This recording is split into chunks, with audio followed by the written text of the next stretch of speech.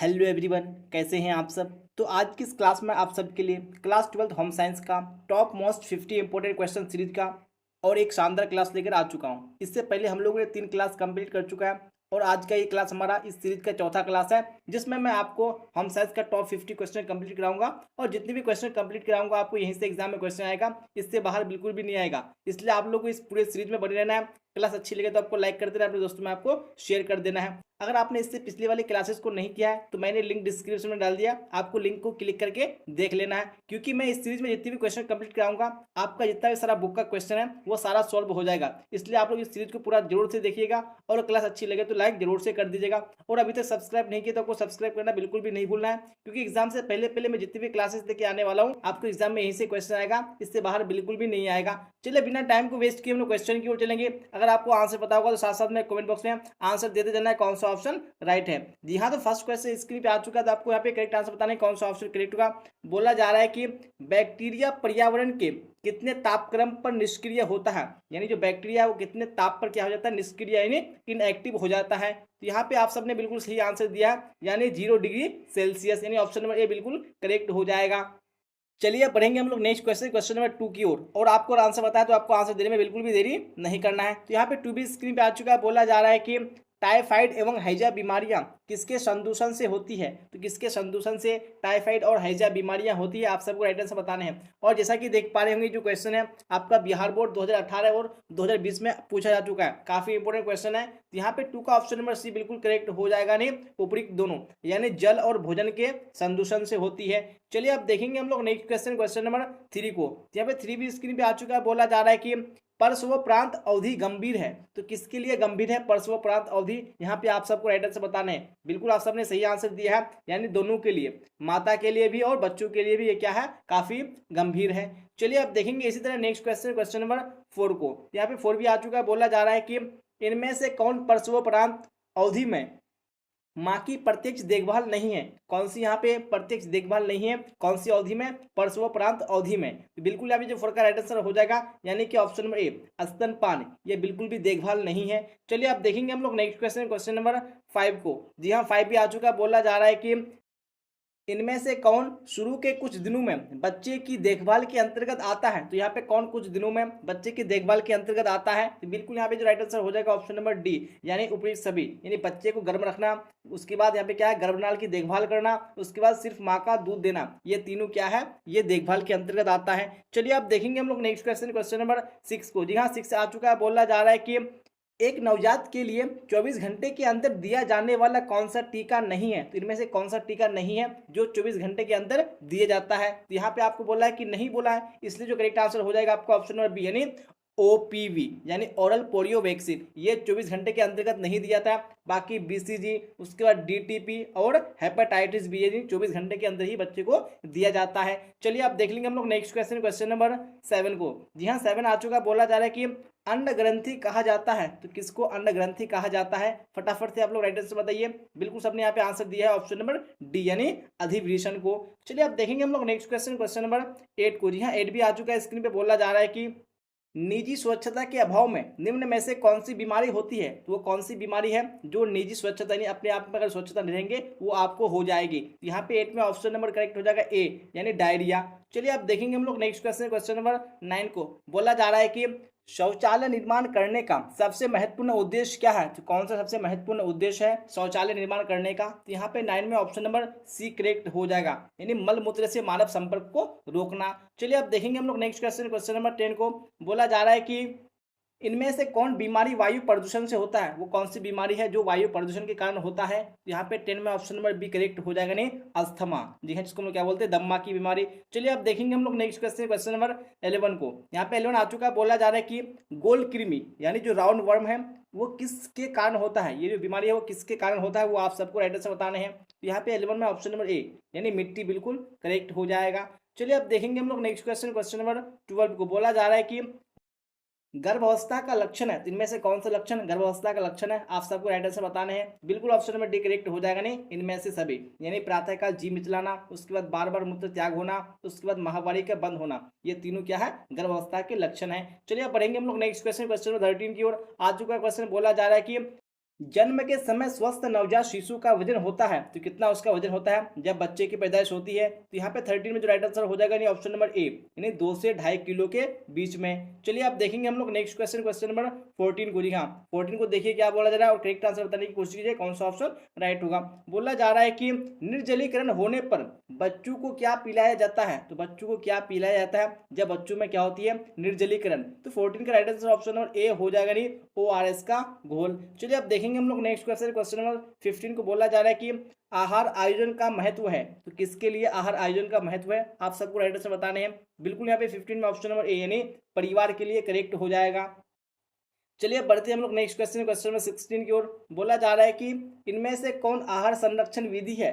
इनमें से कौन सी विधि है जो आहार संरक्षण विधि है? तो 16 में ऑप्शन नंबर डी करेक्ट हो जाएगा, इनमें से सभी, यानी निर्जलीकरण, हिमीकरण, विकिरण, ये तीनों क्या है? आहार संरक्षण की विधियां हैं। चलिए अब बढ़ते हैं हम लोग नेक्स्ट क्वेश्चन की ओर। बोला जा रहा है कि खाद्य पदार्थों में मिलावट का पता लगाने का तरीका है, इनमें से कौन सा तरीका है जिससे हम खाद्य पदार्थों में मिलावट को पता कर सकते हैं? तो 17 में जो राइट आंसर हो जाएगा आपका ऑप्शन नंबर डी, यानी उपयुक्त सभी, यानी दृश्य परीक्षण, उसके बाद रासायनिक परीक्षण, भौतिक परीक्षण, ये तीनों क्या है?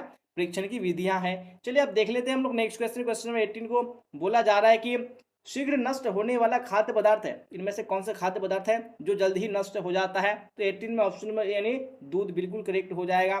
चलिए अब देखते हैं हम लोग नेक्स्ट क्वेश्चन, क्वेश्चन नंबर 19 को। बोला जा रहा है कि भोजन विषाक्त होने के कारण है, इनमें से कौन से कारण है जिससे भोजन विषाक्त हो जाता है? तो बिल्कुल ऑप्शन नंबर डी करेक्ट हो जाएगा, इनमें से सभी, यानी कम पका हुआ भोजन भी क्या होता है? जल्दी विषाक्त हो जाता है। उसके बाद संक्रमित रसोई से भी, उसके बाद पके भोज्य पदार्थों को लंबी अवधि तक रखना, इससे भी क्या होता है? भोजन विषाक्त हो जाता है। चलिए अब बढ़ते हैं हम लोग नेक्स्ट क्वेश्चन की। क्या है नेक्स्ट क्वेश्चन में आ चुका है क्वेश्चन। बोला जा रहा है कि जैम जेली बनाने में आहार संरक्षण की किस विधि का प्रयोग होता है? यानी अगर जैम जेली बनाना हो तो उसमें आहार संरक्षण की कौन सी विधि का प्रयोग होता है? तो 20 में जो ऑप्शन नंबर डी होगा, यानी रासायनिक पदार्थों द्वारा, बिल्कुल करेक्ट हो जाएगा। चलिए अब देखते हैं हम लोग नेक्स्ट क्वेश्चन। बोला जा रहा है कि गर्भावस्था में रक्त में किस तत्व की कमी हो जाती है? तो गर्भावस्था में रक्त में कौन से तत्व की कमी आ जाती है? तो 21 में ऑप्शन नंबर बी, यानी कैल्शियम, बिल्कुल करेक्ट हो जाएगा। चलिए अब देखते हैं हम लोग नेक्स्ट क्वेश्चन। क्या है नेक्स्ट क्वेश्चन में? मानव शरीर में शक्ति प्रदान करता है, तो कौन मानव शरीर में शक्ति प्रदान करता है? तो 22 का ऑप्शन नंबर बी, यानी कार्बोहाइड्रेट, बिल्कुल करेक्ट हो जाएगा। चलिए अब देखते हैं हम लोग नेक्स्ट क्वेश्चन, क्वेश्चन 23 को आ चुका है। बोला जा रहा है कि 6 माह के बच्चों को कैसा आहार देना चाहिए? तो कैसा आहार देना चाहिए जब बच्चे की आयु 6 माह हो जाती है? तो 23 में ऑप्शन नंबर ए करेक्ट हो जाएगा, नहीं पूरक आहार। चलिए अब बढ़ते हैं हम लोग नेक्स्ट क्वेश्चन की ओर। बोला जा रहा है कि पाक क्रिया से भोजन हो जाता है, तो पाक क्रिया से भोजन कैसा हो जाता है? यहाँ पे 24 में ऑप्शन नंबर ए, यानी बिल्कुल करेक्ट हो जाएगा, सुपाच्य हो जाता है। चलिए अब देखते हैं हम लोग नेक्स्ट क्वेश्चन, क्वेश्चन नंबर 25 को। जी हाँ, आ चुका। बोला जा रहा है कि घर मानव जीवन को प्रदान करता है, तो इनमें से क्या क्या चीज प्रदान करता है घर मानव जीवन को? तो यहाँ पे ऑप्शन नंबर डी हो जाएगा, यानी इनमें से सभी, यानी सुरक्षा भी प्रदान करता है, उसके बाद प्रतिष्ठा भी और अस्थायित्व भी। चलिए अब बढ़ते हैं हम लोग नेक्स्ट क्वेश्चन की ओर। क्वेश्चन 26 को भी देख लेते हैं। क्या है 26 में? निम्न में से कौन खाद्य विषाक्तता का लक्षण है? इनमें से कौन से खाद्य विषाक्तता के लक्षण है? फटाफट से आप लोग कमेंट बॉक्स में राइटर से बताइए। यहाँ पे ऑप्शन नंबर डी करेक्ट हो जाएगा, इनमें से सभी, यानी जी मिचलाना, उल्टी, दस्त, ये सारे क्या है? खाद्य विषाक्तता के लक्षण है। चलिए अब देखते हैं हम लोग नेक्स्ट क्वेश्चन को। बोला जा रहा है कि खाद्य पदार्थों के सड़ने का क्या कारण है? इनमें से कौन सा रीजन है जिससे खाद्य पदार्थ सड़ जाते हैं? 27 का ऑप्शन नंबर डी हो जाएगा, यानी मौसमी उतार चढ़ाव, सूक्ष्म जीवाणु, उसके बाद अत्यधिक गर्मी, इनसे क्या होते हैं? खाद्य पदार्थ सड़ जाते हैं। चलिए बढ़ते हैं हम लोग नेक्स्ट क्वेश्चन की ओर। क्या है नेक्स्ट क्वेश्चन में?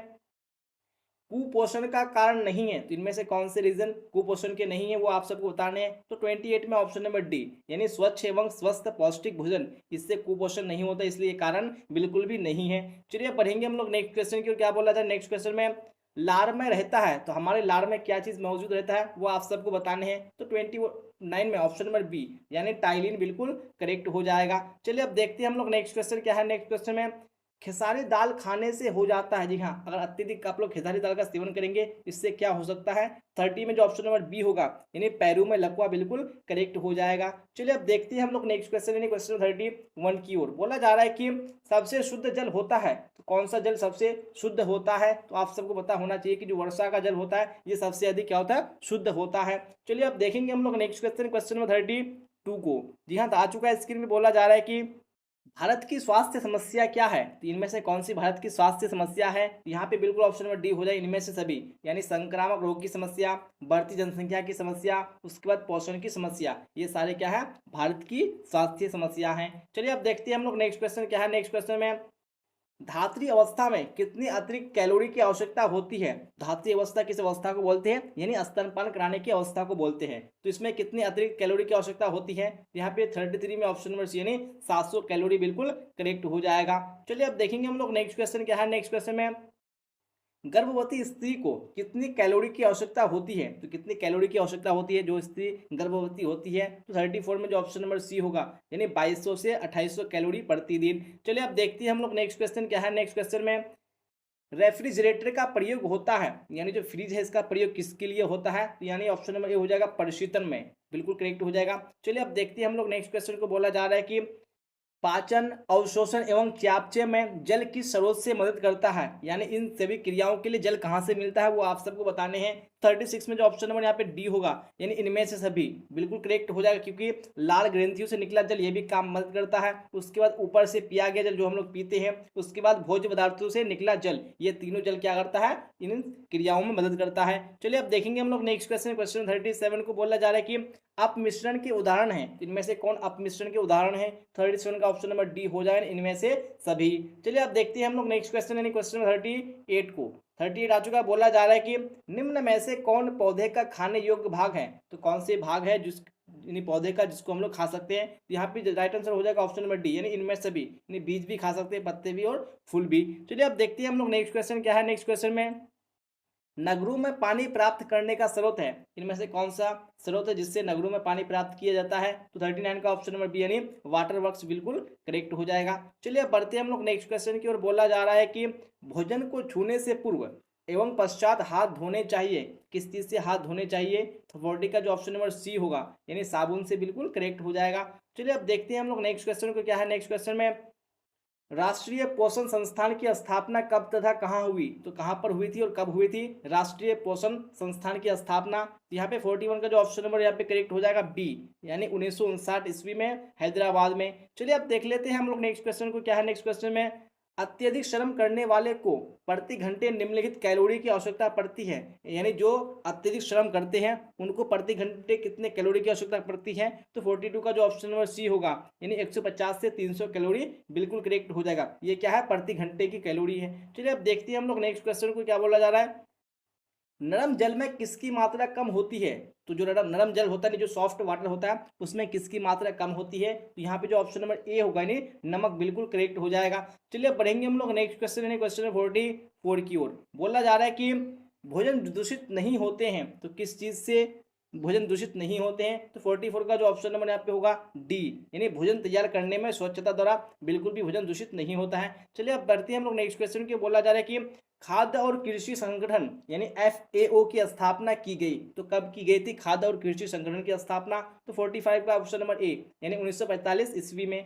चलिए बढ़ते हैं हम लोग नेक्स्ट क्वेश्चन की ओर। बोला जा रहा है कि टमाटर, हरी सब्जियां, आंवला, नींबू, नारंगी, गाजर, प्याज, सेब, अमरूद, अंगूर, अनानास, बंदा गोभी, हरी मिर्च, शलजम, अंकुरित अनाज आदि में पाए जाते हैं। आदि में कौन से विटामिन पाए जाते हैं? आप सबको इसका एड्रेस बताना है। तो 46 का जो ऑप्शन नंबर ए होगा यानी विटामिन सी बिल्कुल करेक्ट हो जाएगा। और जब भी बात आती है विटामिन सी की, तो आपको समझ जाना चाहिए कि जितने भी लगभग खट्टे जो फल होते हैं उसमें विटामिन सी पाया जाता है। चलिए अब बढ़ेंगे हम लोग नेक्स्ट क्वेश्चन यानी क्वेश्चन 47 की ओर। बोला जा रहा है कि मधुमेह में किस प्रकार का आहार देना चाहिए? मधुमेह जिसको हम लोग क्या बोलते हैं, यानी शुगर की बीमारी, तो उसमें किस प्रकार का आहार देना चाहिए? तो 47 का जो ऑप्शन नंबर ए होगा यानी न्यून शर्करा युक्त आहार, यानी जिसमें क्या हो शक्कर की मात्रा बिल्कुल कम हो, ऐसा आहार देना चाहिए। चलिए अब देख लेते हैं हम लोग नेक्स्ट क्वेश्चन, क्वेश्चन 48 को। बोला जा रहा है कि फलों एवं सब्जियों के पकने की क्रिया के लिए निम्न में से कौन जिम्मेदार है? किसके कारण फल और सब्जियां पकते हैं? यहाँ पे जो ऑप्शन नंबर डी हो जाएगा नहीं